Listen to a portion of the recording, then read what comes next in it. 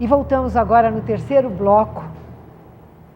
Eu digo assim, é um carinha, é um homem, foi um jovem, que para mim é um exemplo de filosofia de vida, um exemplo do pensar novo, um exemplo assim de como agir de acordo com a sua essência, de acordo com a sua natureza, sem agredi-la.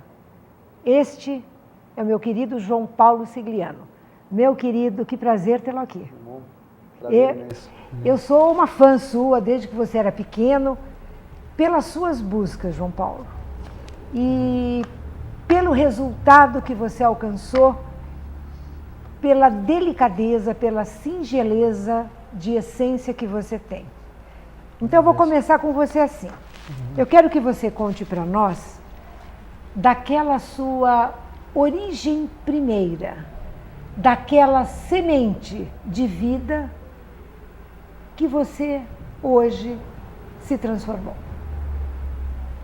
Bom, sim, primeiramente, muito obrigado pelas considerações, obrigado pelo espaço que eu estou tendo aqui para expor um pouco da filosofia de vida ligada ao que eu me tornei hoje, que é um designer de madeiras, né? Garimpadas. Madeiras que eu acho pelo Brasil, né? São madeiras brasileiras, são de alguma forma descartadas, e eu resgato em forma de joias, né? E mobiliário, e artigos de decoração de forma geral, objetos de decoração, né? E a origem, eu posso dizer, eu sou muito grato pelos meus avós e bisavós também, porque eles foram grandes mestres, né? Meu bisavô, por parte de pai, e meu avô, foram mestres marceneiros. Então eu sempre trouxe isso um pouco no sangue, não só a madeira, saber, né? não só a madeira, mas como também, de forma geral, os materiais naturais, né? Eu sempre tive desde pequeno uma ligação muito forte, uma tendência mesmo, a né? trabalhar com esse tipo de... até um olhar sobre a forma natural, né? Um pouco de Michelangelo em você. Então, desde, assim, quando criança, a gente brincava aí nas matas da vida, fazendo nossos acampamentos, nossas voltas de bicicleta. Eu sempre reparava muito nas silhuetas da natureza, né? Nessa forma tão rica, né? E que nos traz tanto processo, né? E aí fui elaborando isso durante a vida, mas nunca profissionalmente, né? Mas eu sei que você fez uma viagem agora em 2013 para a Itália. Sim. E que você foi em busca dessas origens. Exatamente. Eu acho que o trabalho vai evoluindo, a gente vai buscando também significâncias, né, desse trabalho. Isso é muito gostoso, muito bom saber. Então, uma coisa que estava mais clara para mim, claro, é a origem de meus avós e bisavós que vieram da Itália. Meu bisavô veio da Itália como marceneiro mesmo, já veio com essa profissão de lá. E então eu resolvi fazer o caminho de volta, e numa viagem de bicicleta que eu fiz pela Itália, a partir de Nápoles, né, fui descendo a Costa Amalfitana, Sorrentina, e fui parar no sul da Itália, na cidade de Rossano, né, na Calábria, onde meu bisavô nasceu.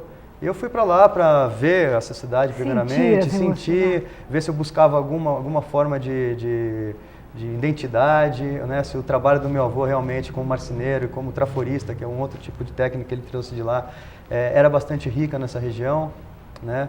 Claro que hoje o mundo é outro, né? Ele saiu de lá no começo do século e hoje o mundo realmente é outro, mas eu pude ver muitas coisas que são ainda muito fortes na cultura das pessoas lá, que eram realmente esses provérbios que meus avós, meu avô usava muito, né, em casa, os provérbios italianos, essas coisas que trazem uma sabedoria popular, sendo utilizados lá, e aquele jeito ainda bastante peculiar, né?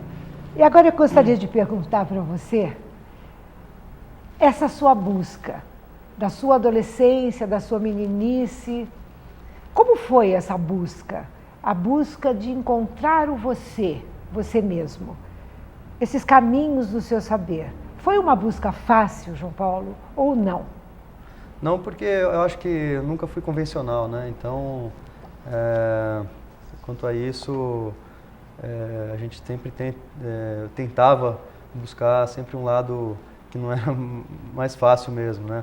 Tanto eu comecei com uma formação né? Logo que me formei na escola, eu prestei engenharia de alimentos, né, na Mauá. Foi uma coisa que realmente no momento eu não me conhecia, né?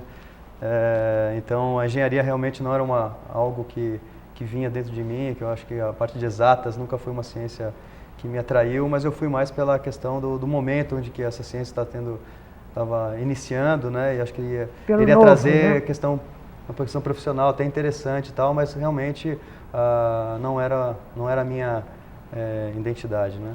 Aí eu passei então, desisti dessa faculdade, fui para administração eu fui para a PUC, São Paulo, onde foi interessante, fiz administração, mas foi muito interessante porque dentro da PUC, uma universidade que na época era bastante ligada a outros cursos também, você passeava nos corredores com profissionais e pessoas que estudavam as mais variadas campos de conhecimento, né? Então foi quando eu comecei a assistir bastante palestras na área de sociologia, principalmente, psicologia. Tive até a oportunidade de ter aulas com o Paulo Freire, né? Delícia.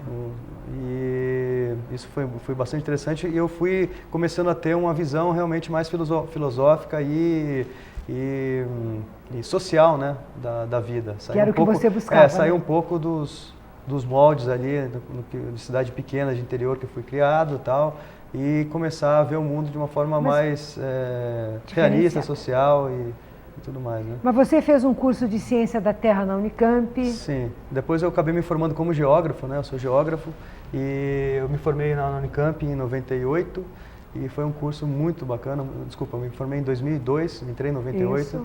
E foi um curso extremamente interessante, que é um curso realmente que une as ciências humanas e as ciências naturais.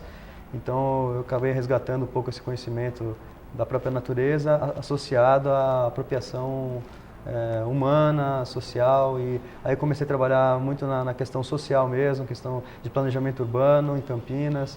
Comecei a estudar, trabalhar muito com a questão de espaços públicos, né? Meio ambiente, espaço público. Eu tive até um projeto que a gente criou em Campinas sobre o uso de espaços públicos em Campinas e revitalização de espaços públicos. Aí eu comecei a ter essa vivência bastante nessa linha, né? Nessa linha mais ligada ao urbanismo, ao social.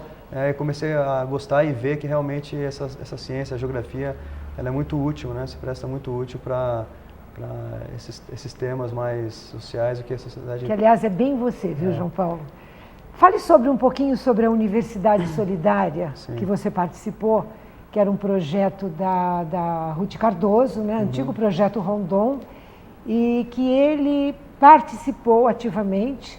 Conte um pouquinho para nós, João. Claro. Em 99, no segundo ano de universidade, eu tive uma grande oportunidade de participar desse projeto. Foi um projeto assim, que a gente se preparou durante 6 meses antes de ir para esse projeto. Foram vivências assim, tão maravilhosas quanto a própria experiência in loco, né? E aí nós fomos em 15 pessoas da Unicamp, 15 da Univap, que é a Universidade do Vale do Paraíba. E nos reunimos 6 meses antes de ir, fizemos toda uma preparação pedagógica e tal. E a ideia era trabalhar com as comunidades ribeirinhas, né? Comunidades ribeirinhas do Alto Solimões, na região assim bem distante de Manaus ainda, seria 1 hora de avião de Manaus. A gente se baseou na cidade de Tefé, Uarini e Alvarães. A gente pegou os 3 municípios, trabalhou com professores lá durante um mês. Foi um trabalho bastante curto, mas que despertou em todos os seus participantes uma transformação muito interessante, no sentido de que o saber deve ser realmente partilhado, né? E você, por mais que você tenha uma formação acadêmica ou técnica, tem um saber popular também, né? E a gente tem que traduzir esse Brasil, né? Então foi uma forma muito legal de a gente se ver num outro Brasil e tentar trabalhar por uma outra, de uma outra forma, né? Uma forma mais horizontal do que vertical, né? E a Reserva Ecológica Mamirauá, é verdade que ela e mais uma outra ONG, que agora eu não lembro o nome, formam a maior reserva ambiental ecológica do mundo? A gente foi visitar essa reserva. A reserva fica também no Médio Solimões, para o Alto Solimões, né? No Rio Solimões, no estado do Amazonas.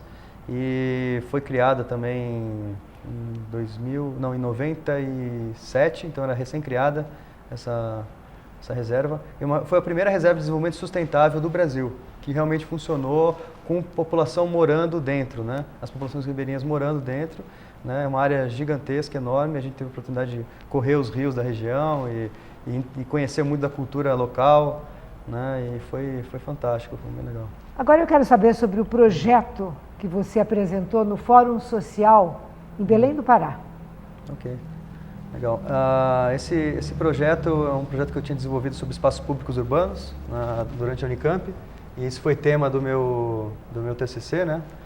E eu fui apresentar no Fórum Pan-Amazônico, que é um fórum que acontece acho que 2 em 2 anos, e geralmente são em países, em estados brasileiros, aqui tem a Amazônia, ou países de fronteira, né? E nesse ano foi em Belém do Pará, eu fui para lá apresentar esse projeto, e já com a intuição de passar meu currículo, né, adiante e tentar arranjar um trabalho para ir lá. Não conhecia nada, não tinha referência nenhuma do norte do Pará, a não ser desse trabalho que eu já tinha desenvolvido, né? E aí foi legal que depois que eu retornei dessa viagem, eu fui chamado a trabalhar lá numa ONG, que eles estavam trabalhando com planejamento urbano, né? Na verdade, eles estavam realocando uma população que vivia na beira de rios, na Amazônia, né? Eram os rios urbanos, né? Eram 2 igarapés, né? Na verdade, rios, mas lá localmente chamam de igarapés, que atravessavam a cidade de Belém, e tinha uma população gigantesca que morava na beira desses rios, de forma extremamente precária, né? Então esse projeto é um projeto que veio até do Banco Mundial, e ele fazia com que as pessoas realocava as pessoas para um conjunto, para conjuntos mais urbanizados, e a gente trabalhou justamente nessa área de educação ambiental, né? Então as pessoas estavam se realocando para uma nova realidade, né, urbana, e a gente trabalhava com geração de renda, projetos de geração de renda e de educação ambiental também. Tinham também as hortas, né, urbanas comunitárias. Um dos projetos de geração de renda era incentivar as pessoas a plantar né, nos seus quintais mesmo, porque lá os quintais tinham um espaço até relativamente legal para fazer isso, para essa prática. O clima de lá é favorável, né, porque é impressionante. Ensinava a utilizar os produtos da terra, né? Exatamente. Qual é a frutinha que vocês ensinaram a fazer licor? O genipapo, né? O genipapo, e tem o açaí também, muito utilizado lá. E foi muito bom que durante esses 4 anos que eu vivenciei lá e trabalhei lá, eu tive, acho que, uma ligação muito grande com a população, né? De entender mesmo esse Brasil profundo, né? Que é o que a academia está precisando muito hoje, né? Você entender esse Brasil profundo, você está no lugar, está em loco e está vendo como que as demandas são criadas, né, no local, né? Bom, João, a gente conversou, não acabamos nem o assunto do nosso terceiro bloco, mas a gente volta, porque ele fez uma viagem este ano, antes de nós entrarmos no resultado de tudo que ele viveu, de tudo que ele buscou. Não sai daí porque vai ser mega interessante. Até já.